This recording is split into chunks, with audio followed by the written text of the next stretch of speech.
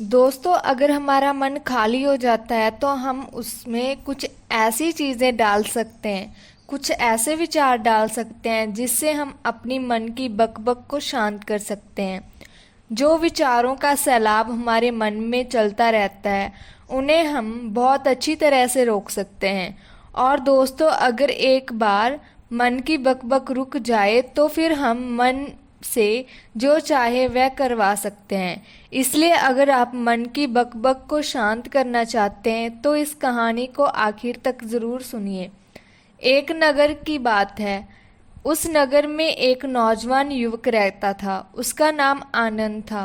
उसे एक समस्या थी, और उसकी समस्या ये थी कि उसका मन हर समय भटकता रहता था। उसके मन में हर समय कोई ना कोई नकारात्मक विचार चलते रहते थे। उसके मन की बकबक कभी शांत नहीं होती थी। वह जब भी कुछ सोचता था तो कुछ अलग ही कर देता था।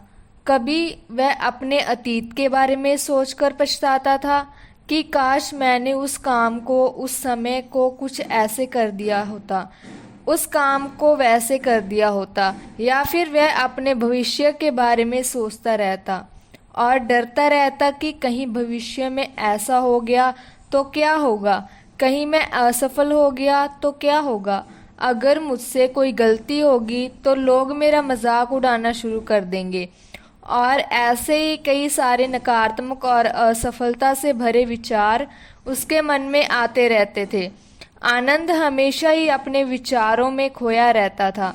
वह अपने विचारों में मुक्ति पाना चाहता था। आनंद चाहता था कि उसके मन में कोई भी फालतू विचार कभी भी ना आए, लेकिन हर समय विचारों का सैलाब उसके मन में उठता रहता। इसलिए जीवन में वह बहुत परेशान हो गया था।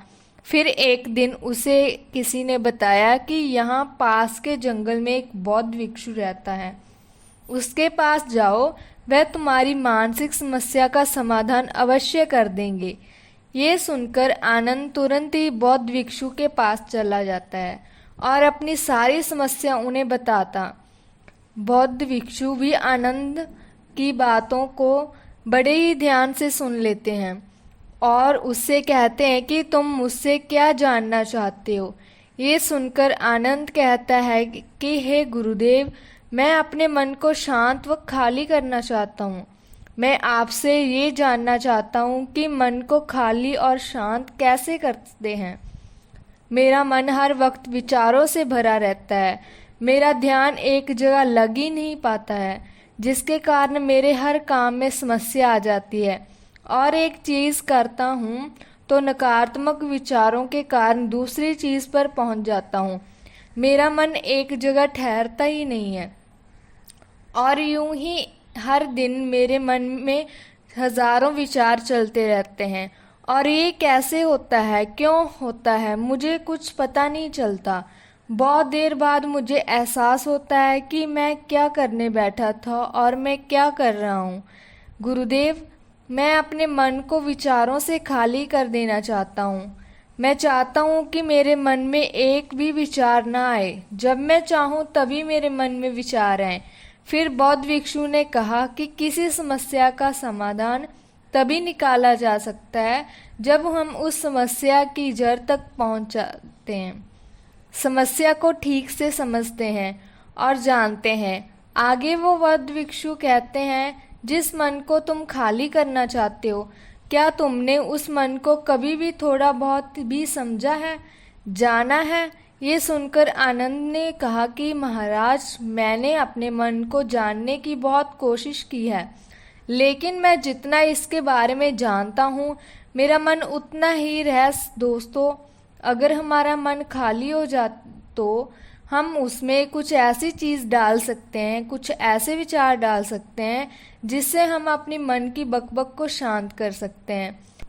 बौद्ध भिक्षु ने आनंद को कहा कि तुम कुछ सीख सकते हो जिसकी तुम इज्जत कर सकते हो, जो तुम्हारी भावनाओं को समझ सके, जिसकी सोच तुमसे मेल खाती हो, जो जीवन में तुम्हें आगे बढ़ने में सहायता करे। हमारे जीवन और चरित्र में हमारे माँ बाप के बाद हमारे मित्रों का ही सबसे ज़्यादा योगदान होता है।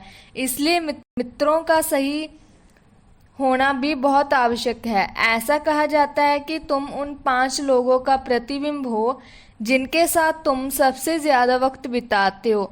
अगर तुम्हारे आसपास 5 लोग जिसके साथ तुम सबसे ज्यादा वक्त बिताते हो वह ईमानदार हैं, तो तुम भी धीरे धीरे ईमानदार होना शुरू कर दोगे। और अगर वह 5 लोग अमीर हैं तो तुम भी धीरे धीरे अमीर बनना शुरू कर दोगे। कहने का अर्थ यही है कि तुम वैसे ही बन जाते हो जिस तरह से लोगों के साथ तुम अपना समय व्यतीत करते हो। किसी महान दार्शनिक ने कहा था कि तुम मुझे किसी भी इंसान के मित्रों से मिलवा दो, मैं उनके मित्रों को देखकर उस इंसान का भविष्य बता दूंगा। हमारी सबसे बड़ी समस्या ये है कि हम उन लोगों को ना ही बोल पाते हैं जिन लोगों के साथ हम रहना पसंद भी नहीं करते। ना चाहते हुए भी हमें उन नकारात्मक लोगों के साथ व्यक्त बताना पड़ता है। इसलिए सबसे पहले हमें अपनी जिंदगी में उन लोगों को ना कहना आना पड़ेगा जिनके साथ रहकर हमें लगता है कि ये हमारी जिंदगी खराब कर रहे हैं। अगर ये हमारी जिंदगी में ना हो तो शायद हम ज्यादा खुश रहेंगे। बौद्ध भिक्षु आगे कहते हैं कि तीसरा तरीका है कि तुम कभी भी अपना अतीत नहीं बदल सकते, लेकिन तुम अपना भविष्य अवश्य बदल सकते हो। तुम्हें पूरी तरह से वर्तमान में रहते हुए उन चीजों पर ध्यान देना है जो तुम्हारे नियंत्रण में है, जिन्हें तुम आज कर सकते हो और अभी कर सकते हो। बौद्ध भिक्षु कहते हैं कि मेरी एक बात हमेशा याद रखना, केवल वर्तमान में रहकर भविष्य को संवारा जा सकता है, अतीत में रहकर नहीं। इसलिए वर्तमान में जीने की आदत डालो। चौथा तरीका है कि तुम स्वास्थ्य और पौष्टिक खाना खाओ। हमारा शरीर ऊर्जा से चलता है और हम जैसा खाना खाते हैं हम वैसा ही महसूस करते हैं। इसलिए हमेशा स्वस्थ और पौष्टिक भोजन करें ताकि हमारा शरीर भी स्वस्थ रहे और हम भी स्वस्थ महसूस करें। 5वां तरीका है कि तुम अपने शरीर को नियमित रूप से व्यायाम करो। व्यायाम करने से हमारा शरीर स्वस्थ रहता है और हमारा मन शांत रहता है और हम तनाव से भी दूर रहते हैं।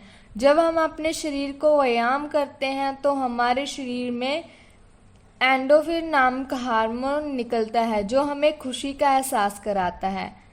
आनंद: महाराज, ये सब तो बहुत अच्छा है, लेकिन मेरे मन में अभी भी विचार आते हैं, कैसे रोकूं मैं उन्हें? तो बौद्ध भिक्षु कहते हैं, बेटा, जब तुम्हारे मन में विचार आए तो तुम्हें उन विचारों को देखना है, उन विचारों को महसूस करना है और उन विचारों को बिना किसी प्रतिक्रिया के देखना है। तुम्हें अपने विचारों से लड़ना नहीं है, बस उन विचारों को देखना है। जब तुम अपने विचारों को देखोगे तो धीरे धीरे तुम्हारे विचार का वेग कम होता जाएगा और तुम्हारा मन शांत हो जाएगा। आनंद ने कहा, क्या ऐसा भी हो सकता है? तो बुद्ध भिक्षु ने उन्हें जवाब दिया, हाँ बेटा, ऐसा ही होता है। जब हम अपने विचारों को देखते हैं तो हम अपने विचारों से दूर हो जाते हैं और हमारे मन में शांति आती है। आनंद ने कहा, मैं ऐसा कैसे करूँगा गुरुदेव? तो बौद्ध भिक्षु ने आनंद को जवाब दिया, बहुत अच्छा बेटा, और एक बात याद रखना, जब भी तुम्हारा मन भटकने लगे तो अपने मन को वापस लाने के लिए एक शब्द का प्रयोग करना, जैसे कि शांति या मन। जब भी तुम्हारा मन भटकने लगे तो इन शब्दों को मन में दोहराओ और अपने मन को वापस लाओ। आनंद ने कहा, ठीक है गुरुदेव, मैं ऐसा ही करूँगा। तो बौद्ध भिक्षु ने उसे जवाब दिया, बहुत अच्छा बेटा, अब तुम जाओ और इन बातों का अभ्यास करो। धीरे धीरे तुम्हारा मन शांत होता है और तुम्हारी समस्या का समाधान हो जाएगा। आनंद गुरुदेव को धन्यवाद कह के वहाँ से चला जाता है। आनंद ने गुरुदेव का आशीर्वाद लिया और फिर वो वहाँ से चला गया। उसने गुरुदेव की बातों का पालन किया और धीरे धीरे उसके मन में शांति आने लगी। उसके विचारों का वेग कम होता गया और वह अपने मन को शांत रखने में सफल हो गया।